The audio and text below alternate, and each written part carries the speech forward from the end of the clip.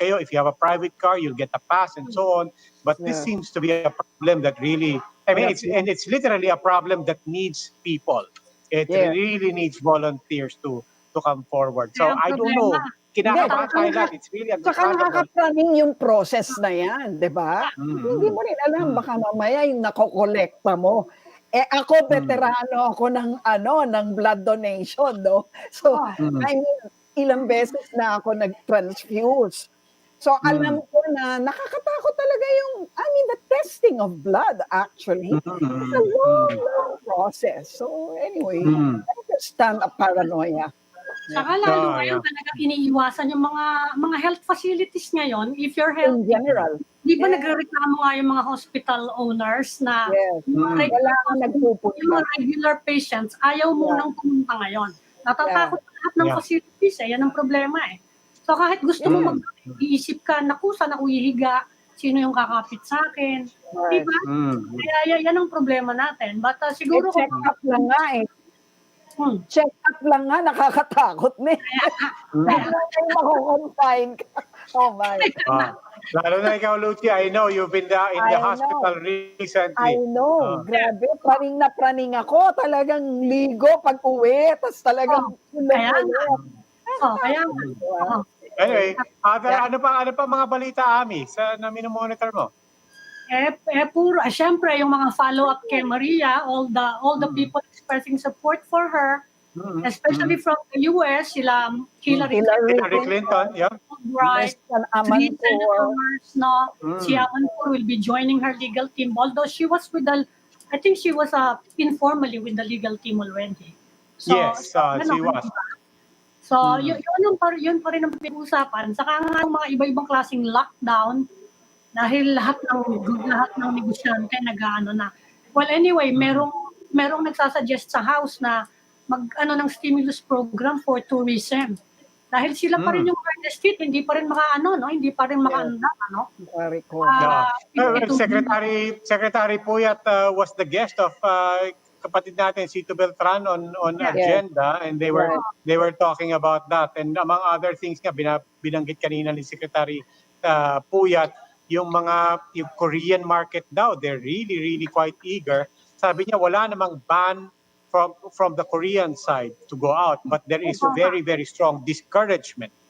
Pero yung wala pa naman sagot, pero isa raw tinatanong ng Korea, baka naman merong mga destination na pwedeng diretso kaming lilipad doon without passing to so these are the kinds of things that the Department of Tourism is looking at. Right. Yeah. Okay. Siguro we can invite our guest to talk more about it sa mga preparations kahit naka-GCQ pa rin Yes. Pumasok na ba? We'd like to welcome Interior and Local Government Undersecretary Epimaco Densing. Good evening po, Usec. Hi, good evening. Usec. Welcome. And congratulations, I heard. Second most Kumusta po? May pagbabago po ba para sa sitwasyon? We know we're still under GCQ, pero di ba meron din mga slight differences for the next 2 weeks? Ano po maaasahan ng yung mga na-retain yun muna? Kasi we know na Cebu City is now under a tighter ECQ. Pero sa Metro Manila po, may inaasahan po ba tayong pagbabago kahit konti? If you talk about Metro Manila, the only change that which is expected to happen, is restaurants or the dine-in of restaurants will now be open up to 30%, effective today, June 15th. So, but of course, there's a DTI guideline on that. They have to follow the guidelines before they are allowed to open their restaurants for dine-in purposes. So that's the only change that we expect in Metro Manila and other GCQ areas. Pero nationwide, improvement, many of the provinces have been downgraded to MGCQ. Okay. But Usec, with regards to kung anuman mangyari sa private establishments, whether that's a restaurant, a mall, a commercial center, whatever, it's the thing in between that connects everything, the roads. Ano po ba ang sitwasyon ngayon sa mass transport, sa pagdating sa mga jeepney, sa mga tricycle, sa mga bus? Meron po bang magbabago? From what I know, sa Metro Manila, nadagdagan na po yung mass transport. I think ang LTFRB nag-grant na ng additional taxis, no, to go out and additional buses. But that's still not 100%. Nadagdagan lang po yung mass transport natin system. Ang jeepney po? Sa Metro Manila, ang jeepney, allowed yung modernized jeepney, and there are a number of areas na ina-allow yung traditional jeepney, but generally, kukunti pa rin.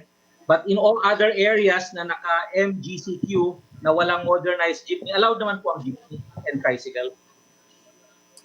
Usec, matanong ko lang, no? Anong naging malaking diferensya ng Cebu kumpara sa, say, Quezon City at yung kanila tumaas? We want to know because the paranoia levels are still very high. So, tapos sabi pa ni Harry Roque, yung NCR daw, pasang-awa. As in, kung 7 yung doubling time rate na pasado, NCR is just at 6 point something. 6.93. Yes. So, kung tutuusin, talagang may danger, no? So, anong nangyari doon at how can you assure citizens of Metro Manila na hindi lalala? Well, first of all, I'd like to mention that I'm chairman of the screening and validation committee, so I would know the numbers, including how the decision was made to classify and declassify the LGUs. And yung NCR, actually, maski nung June 1 to 15, dapat nakaano pa siya, MECQ, no, Modified Enhanced Community Quarantine. But we considered the other aspects, no, of the decision making, which is the economic, social, and security. And nung tinignan po namin yung aspect na yon, there was a need for us to reopen slowly Metro Manila or NCR. And this is the reason why we decided to escalate NCR to GCQ in January 1 to 15. And because there was a slight improvement, sa NCR, and that's why we said NCR should be maintained at GCQ. In fact, kung ang case doubling time sa Metro Manila is 6.93, prior to that, it was around 6.6 or 6.7. So there was really an improvement. Okay. Anong ginawang mali ng Cebu? Pasawang po. At kinailangan niyang bumalik. Repeat. Ang Cebu, Baka gawin namin. Repeat ka dyan. Okay. ang Cebu City was actually ganun din. MECQ dapat siya noong June 1 to 15. But what we did is, together with NCR, we made them GCQ with several conditions that they have to meet so that they won't be reclassified or escalated back to MECQ. But when we look at the numbers of Cebu City, without them appealing, nakita na namin that it was worsening. Yung case doubling time nila was stable at 6.7 or 6.6, but yung kanilang critical care utilization rate has worsened. 49% to 57%. And what is worse? You said what exactly does that mean? The critical care usage rate. What exactly does that refer to? It means that their capacity or their infrastructure or logistics to address any infection has already been utilized. No? Standard natin sa CCUR is 30% up to 70%. Nasa moderate yan. Nasa 57% lang, which is worse than the previous week. No, we're talking about 4 days difference. No, from 49% to 57%. Yung cases nila from June 10 of around 2,300 naging 2,700 in 4 days time, 100 a day. Kung titingnan mo naman yung kanilang critical care capacity, yung mga equipment and logistics, yung kanilang mechanical ventilator is utilized up to 7%, and their isolation facilities is utilized up to 83%. So nandun na sila sa medyo worst scenario. So we have no choice but to bring them back to ECQ. There was an initial discussion at MECQ, but the IATF said no, ECQ na siya. Gusto ko ibalik yung tanong ko lang, no? Anong ginagawa nilang mali? Okay. Secretary Galvez was there personally 3 or 4 days ago prior to this decision. And the people there are not doing the usual minimum health standards. Well, marami doon hindi naka-face mask, walang social distancing. Yung jeep nila, while they were allowed, talagang ang daming pumaparadang jeep, traffic na rin sa Cebu. So they were not practicing the minimum health standards required under IATF guidelines. We had no choice but to bring them back to ECQ. And right now, there's an order sa PNP, General Ferro, na higpitan ang to make sure that people are in their houses. So everybody goes back to their house, stay at home lahat ngayon. Usec, tinatanong yan kasi ang inaalala ngayon ng mga tao, baka ang Metro Manila mabalik din sa ECQ. Especially since may mga area ngayon, yung Purok 5 and 6 daw of Lower Bicutan will be reverted to yun, nga, strict ECQ starting tomorrow night until July 1. Medyo matagal-tagal yun. That's 2 weeks. Pwede ba ito mangyari all over? If there's anything, nakasegmentalize na tayo, Amy, ang push ngayon is once pag isang street merong 2 cases, ila-lockdown na kagad yung street or a block or a building or a barangay. So that will be the strategy for purposes of locking down. No? So hindi na yung buong city ang ila-lockdown mo, but the specific barangays where there's a prevalence of at least 2 cases. Maybe a street, a sitio, a building, or a barangay. Clustering yun, di ba clustering? So you're saying we can no longer afford, Metro Manila at least, we can no longer afford to go back to ECQ, pareho ng Cebu. Tama po yun. When the decision was made to have some modified, kasi dalawa lang ang classification yun, GCQ at saka ECQ. Then the IATF decided na maglagay ng modification primarily to address the economic issues. Remember at that time, it was already declared that the Philippine economy has contracted by 0.2%, the first contraction in 22 years. And very critical ang economic activities. That's why nagkaroon ng modified ECQ and modified ECQ so that we can slowly open the economy for economic activities. Okay, but sorry, dun sa case again ng Cebu, I'll state it as an example in sa Cebu. With regards to the critical care capacity that you mentioned, those are resources, those are technical requirements. That also refers to human resource? Correct. That human resource were required to address the infection rate in Cebu. So, kapag na-maximize po yan, nauubos yung resources mo, you're already at critical level. That's why, to ensure balik sa bahay lahat ng tao.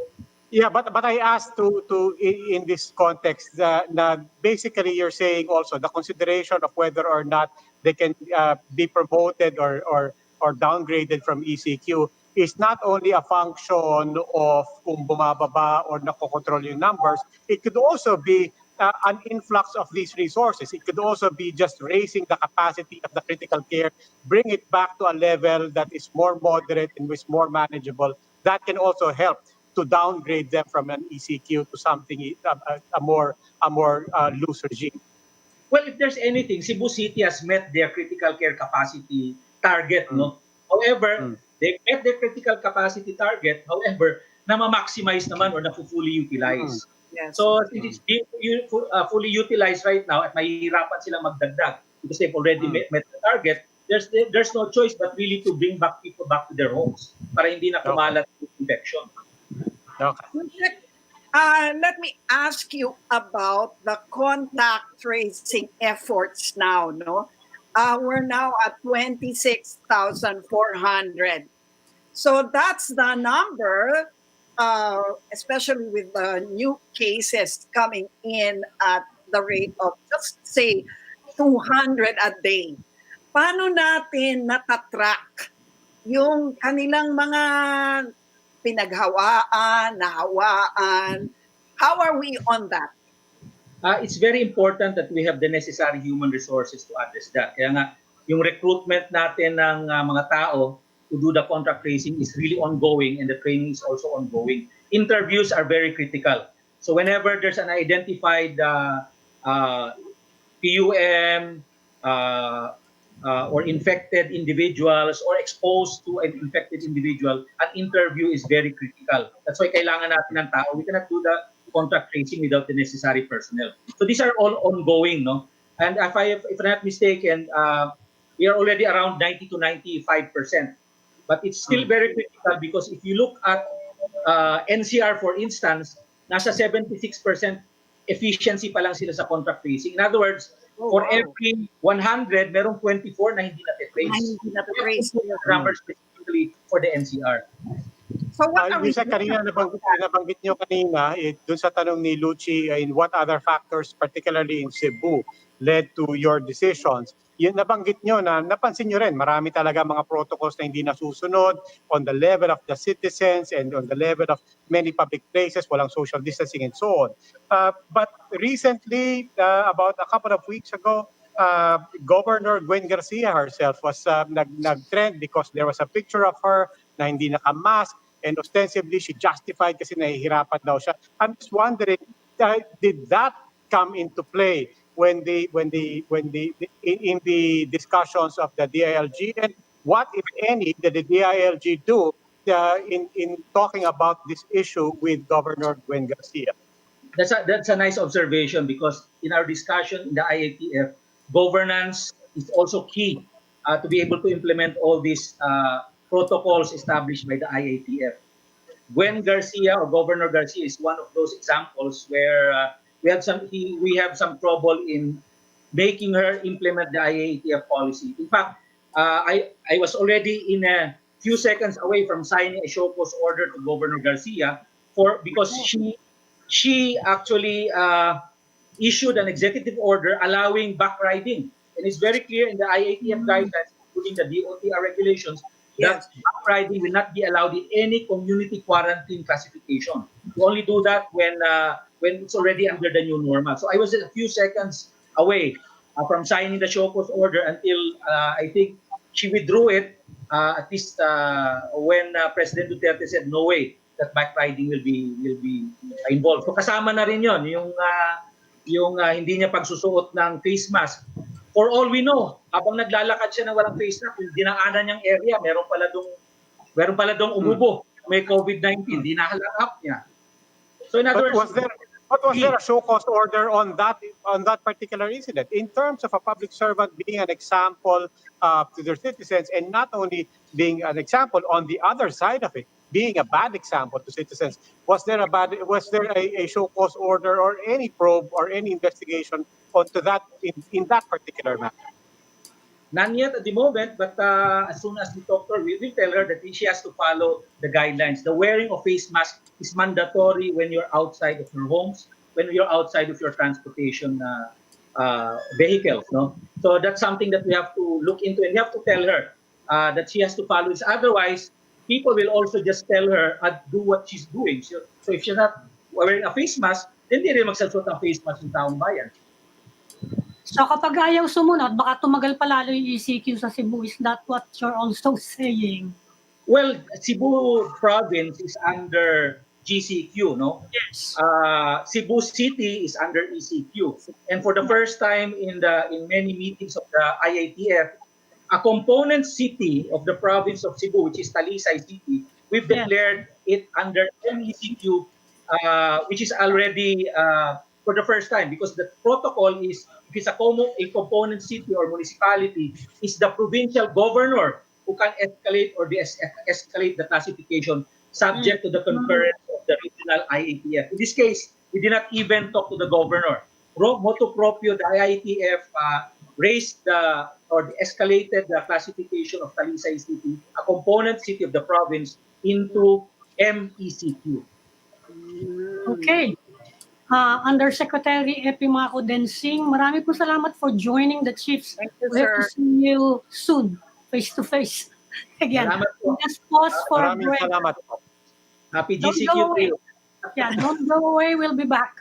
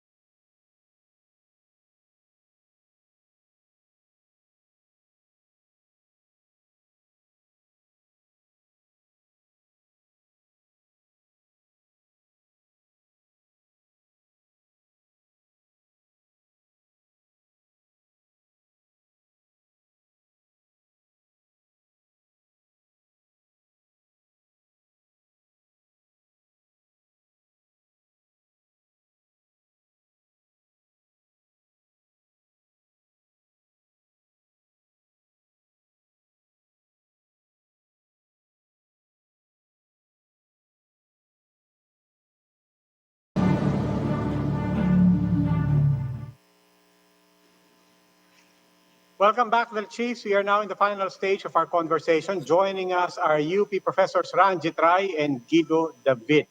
Professors, welcome to the Chiefs. Welcome. Good evening. Good evening, everyone, and to our viewers. And to our viewers, if these names sound familiar, it's because these are the messengers of bad news that are in the news for being overly accurate. No, but these are Professors Ranjit Rai and Guido David are the professors involved in a UP study. This is, we have to say, this is your study. It doesn't necessarily represent the entire institution, along with some professors. But what should we say? Should we say congratulations you basically hit it on the mark. You're practically in predicting where we would be at this particular point in time, nearing 30,000 COVID cases. Tell us, what was the methodology? What went into forecasting so people can understand how things like this are even carried out? Okay, hi, good evening to the Chiefs and to the listeners. Actually, I'm writing a parang layman's draft for the models so that people can, layman can understand. So, i-explain ko rin yung basic concept dito. So, ang example ko dito is, imagine you're driving a car, tapos you want to know how far you will travel in 2 hours. So, yung gagawin natin, when you're driving a car, titingnan natin yung speedometer. And if it says 60 kilometers per hour, then we can estimate that the distance traveled is 120, diba? 60 times 2. So parang ganun yan. So we're we want to know how fast we're traveling. Sa car, madali lang yan because we can see the speedometer. Pero what if we can't see the speedometer? How do we estimate the speed we're traveling?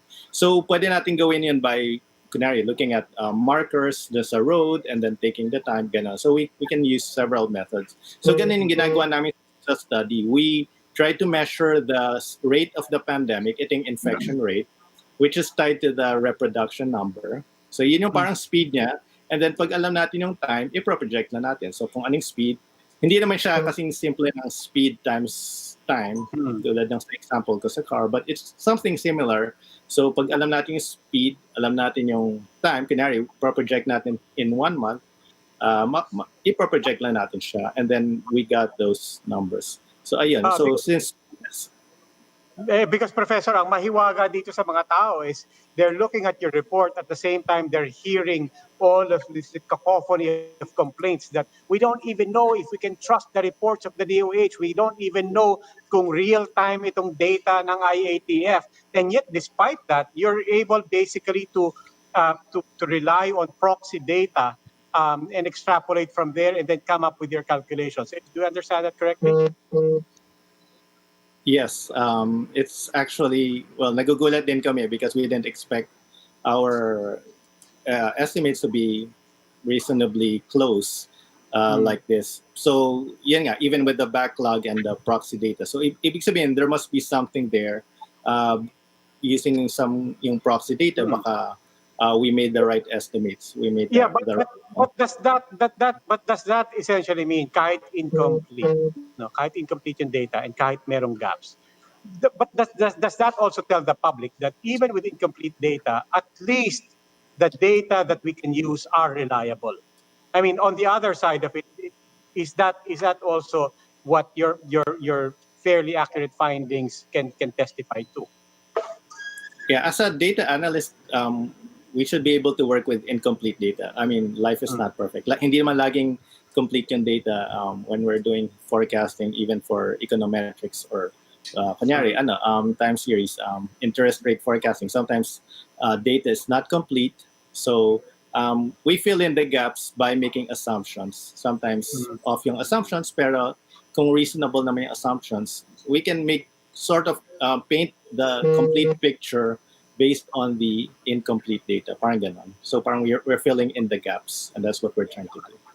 Okay. Professor, in your latest assumptions, yung projection nyo by June 30, sa Metro Manila, will be 16,500 cases and 1,070 deaths. Sa ngayong hindi inis yung restrictions, GCQ pa rin tayo, may epekto ba yun? Will it alter your projections na ganito pa rin? Will it improve or will it make things worse o wala namang pagbabago? Maybe I can answer that question. No? We've been doing this for the last 10 weeks. And even we are tired, though, because this is volunteer work, and they're only we're a handful of we're a small team in UP. And in UP there are lots of teams doing research, and we're thankful for that, and the country should be thankful for that.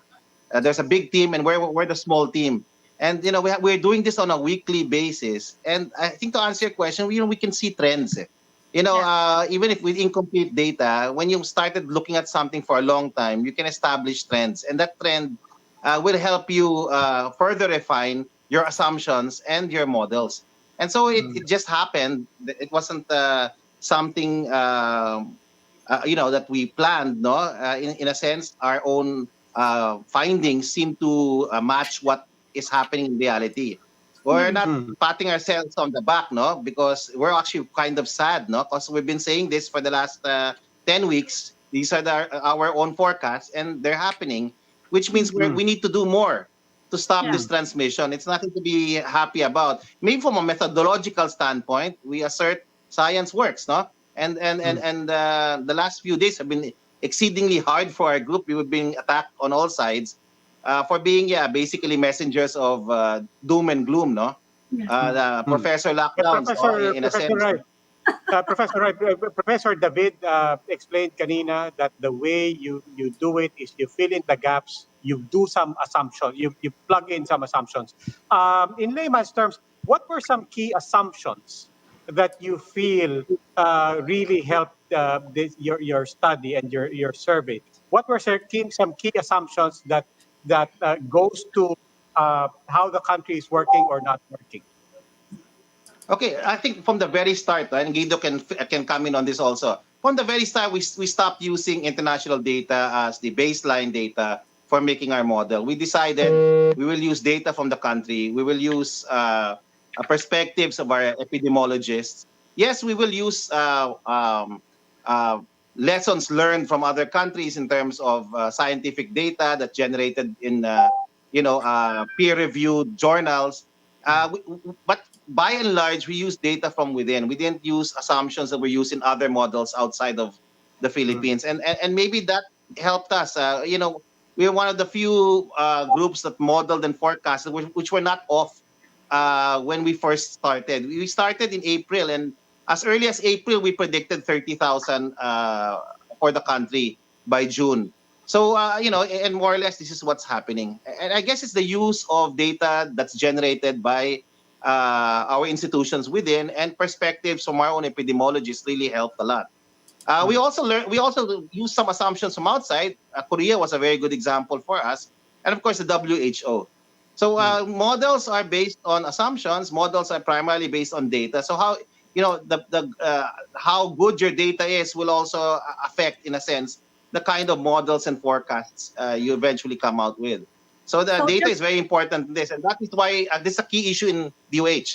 The data is becoming, problematic as the time passes. It wasn't so hard for us to understand this pandemic in April, but now the data is problematic on many fronts. No, there are aspects of the data that are not part of the database because they're not yet validated. And then we're seeing this new phenomena, guys, and I hope that we say it now in your show again. Nauna naman kayo. We're seeing this problem of uncategorized cases. Yes, I was going Imagine to this, ask you, what are those? Okay, great. That's a good question. These are positive cases, Lucy, these are positive cases already. But for some reason, the database does not indicate where they're located. So imagine you want to study CEBU, you want to study NCR. Now you have 2,000 of these cases. How can you make a model now? Because you can't guess where this data is located. So DOH has the primary responsibility for cleaning that up. Otherwise, you won't see us next week here or the week after, because it will be hard for us to find to make credible models if data is not complete, it's not accurate, it's not accessible. And I know a part of being a researcher is to clean up data, and that's what we were doing. Yung team namin, no, when we get the data, we don't expect it to be perfect, so we clean it up. But right now, we're having problems with the accuracy of the data now. And it's become a big issue. I don't know how. If we can't forecast, I don't know what DOH is providing as far as input and information for the national government. That's my basic position. If we don't solve this, we're not just going to have problems with modeling. We're going to have problems with the way we're going to run our strategy on the ground. Alam mo yun? Because contact tracing will be affected. We don't have these, ang daming maapektuhan eh. Hindi lang yung amin picture of the pandemic, which we love to do every week. It's really the whole strategy. If we don't have good data is the basis for good policies. And I think we need to work on that. It's very basic, I know. How did you determine that there are uncategorized cases? How did you determine that? Yeah. Yes, in the database of the Department of Health, they are actually labeled. It indicates what region they are from, what LGU, for example, if they have that information.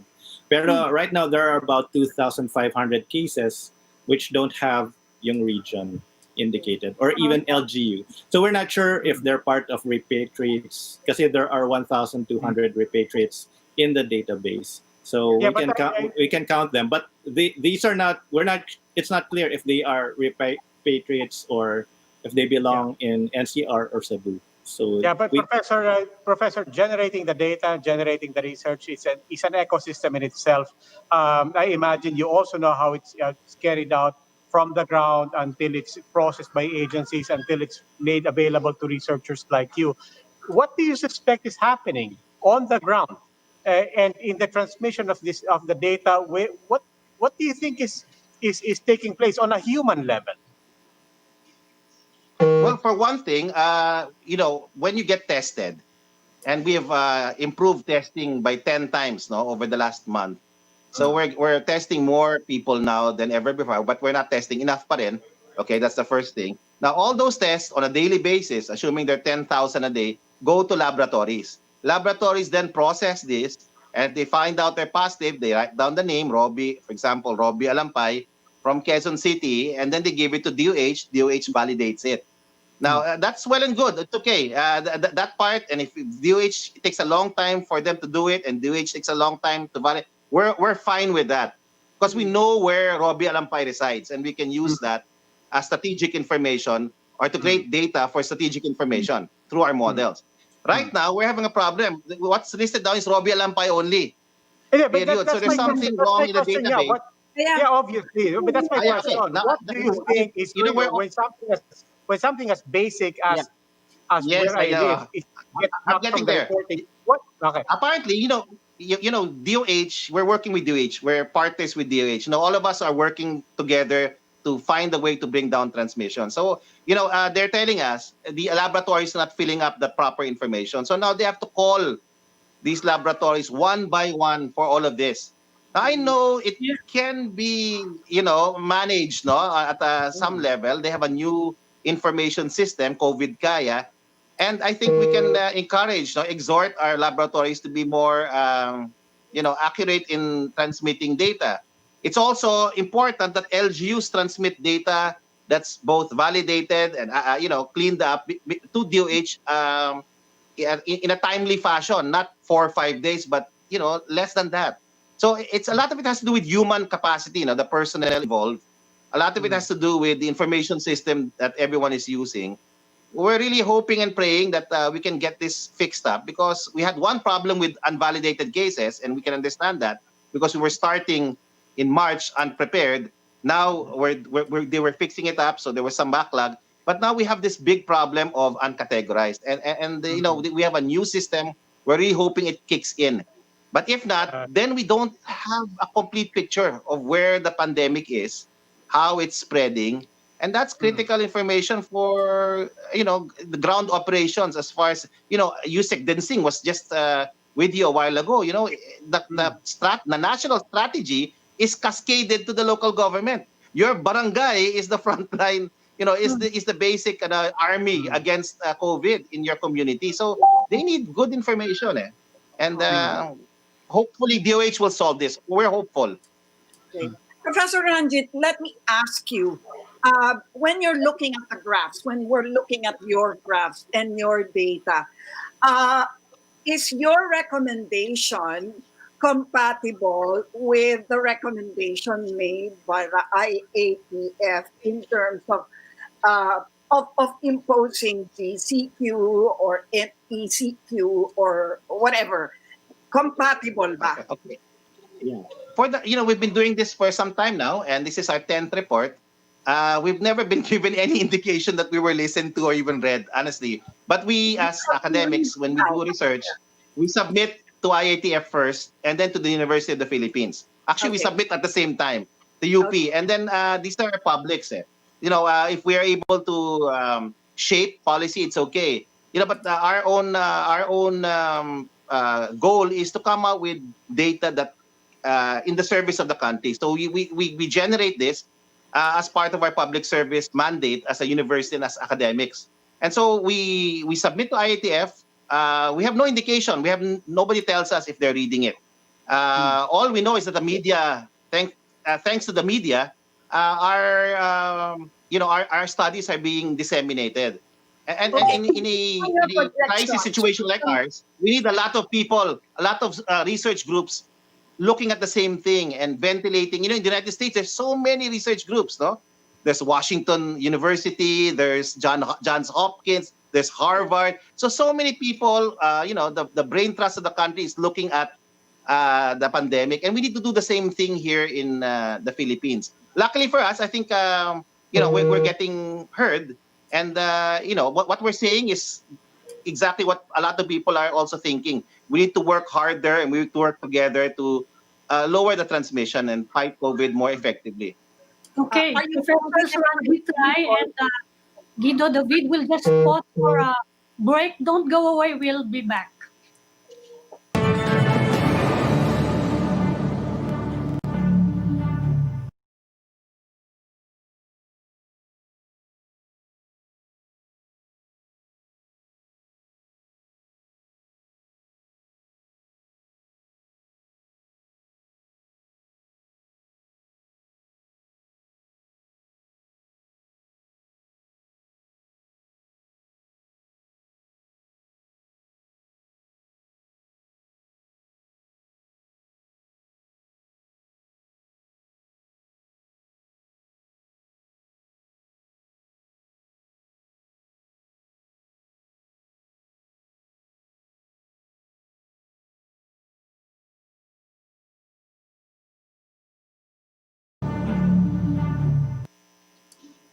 Welcome back, Chiefs. We are still conversing with UP Professors Ranjit Rai and Guido David. They are part of the group that has been coming out with these rather accurate predictions on where we would be at this point in the COVID crisis.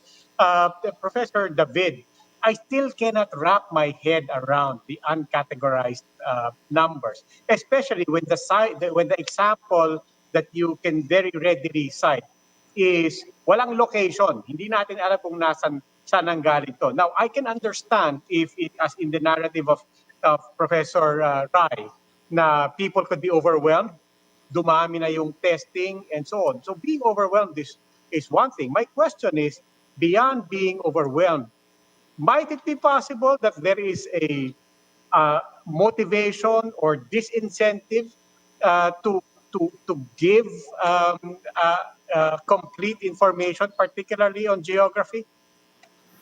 I cannot comment on the motivation. Maybe Professor Ranjit would like to comment after me. But as far as the incomplete data, what we do is we can use the numbers for the whole Philippines, and that's why most recently we've been doing projections for the entire country, even though over the past few reports we've been doing it granularly, meaning we've been doing it at an LGU level, because if we have data for the LGU level, like for example, if we have data for Quezon City, we can do projections for each individual LGU or province. What we're trying to look at now is, and what we've been looking at for over the past few reports also, is the number of tests, because DOH also reports the number of positive individual test results. and then we use that as a projection. And then since we know the location of the tests, we can roughly pinpoint if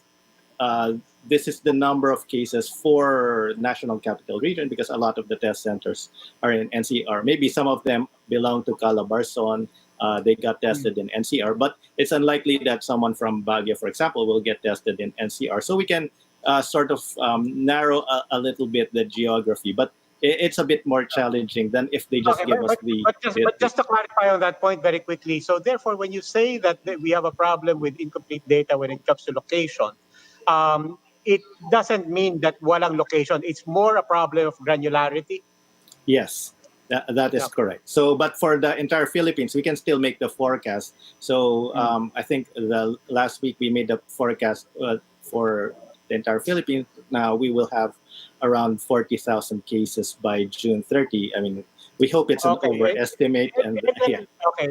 Then I apologize to this with Professor Rai, both as a journalist who has to think of all of these theories, and at the same time, dahil ikaw ang tinulak ni Professor David. I was asking about, might there be human motivation to not be as granular in the information? So for example, what I'm imagining now from what Professor David said, it's possible that somebody saying, we are from this province, this case is from this province, but I will withhold which exact municipality. Okay. You know, that's speculation that's bordering on treason, on being unpatriotic, you know, not at this time. You know, that kind of speculation I can't even dream about. I want to be clear. I want to be clear. It is speculation. But the point is, I want to understand how a gap like this can happen. Okay, but that's the whole point here. Robbie, in fairness to the DOH, they have repeatedly said that it's the disparities happen in the lab during the testing, the lack of training perhaps on the process of testing, and so on and so forth. No, so I'd rather think that there's no malice in holding back information as crucial as location. But to be more direct, Professor Ranjit, what do you think about the recommendations already made by the IATF in terms of imposing the quarantines? Do they square with your findings and your? Yes, actually, yeah, they do. You know, I echo your position, Lucci, and maybe Robbie. That's how I would like to think about it. That this is a continuing challenge, and you know, a country with an information system such as ours is totally unprepared for a pandemic like this. And I think most countries are grappling with this. But then again, while that is true, data is important, and we need to solve this problem as soon as possible.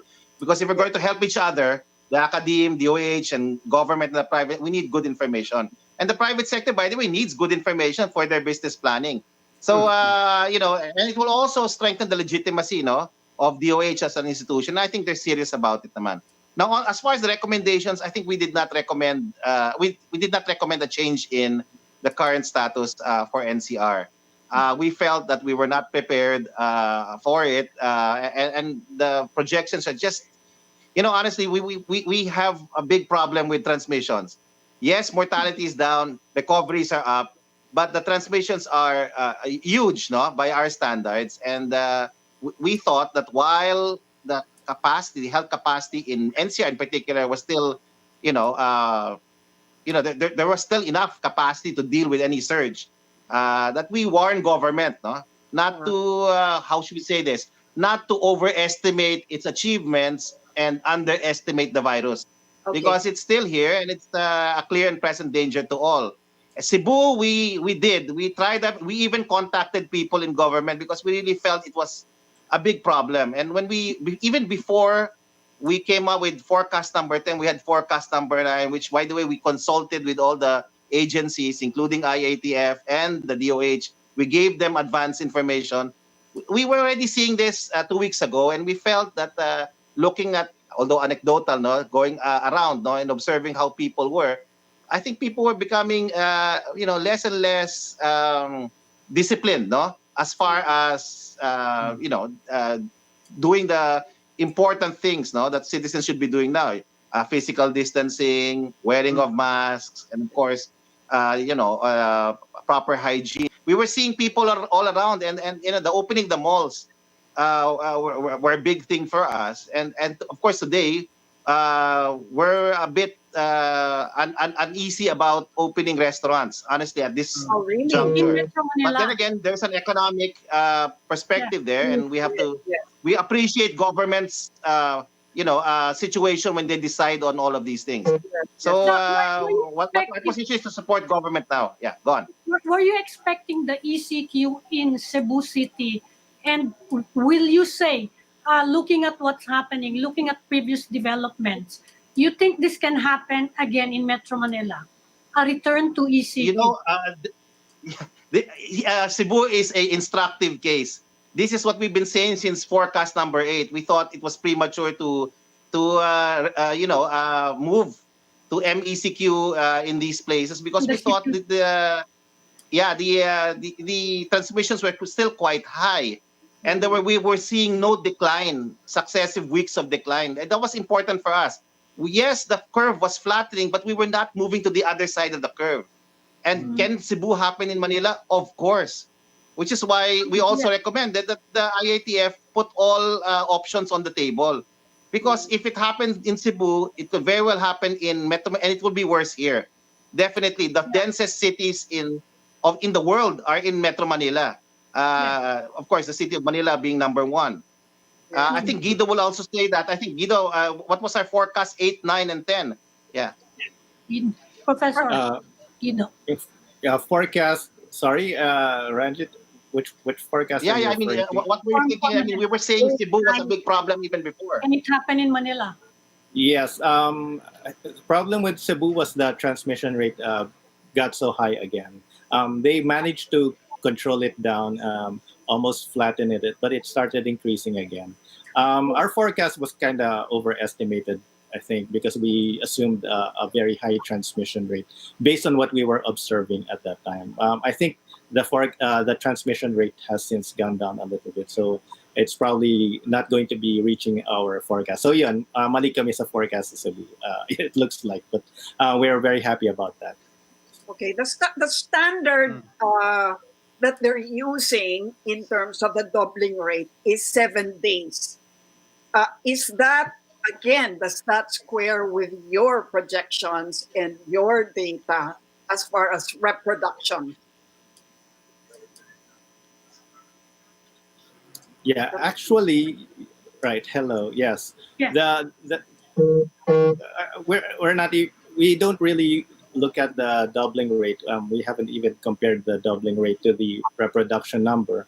A doubling rate of 7 days, personally, seems to me to be quite fast.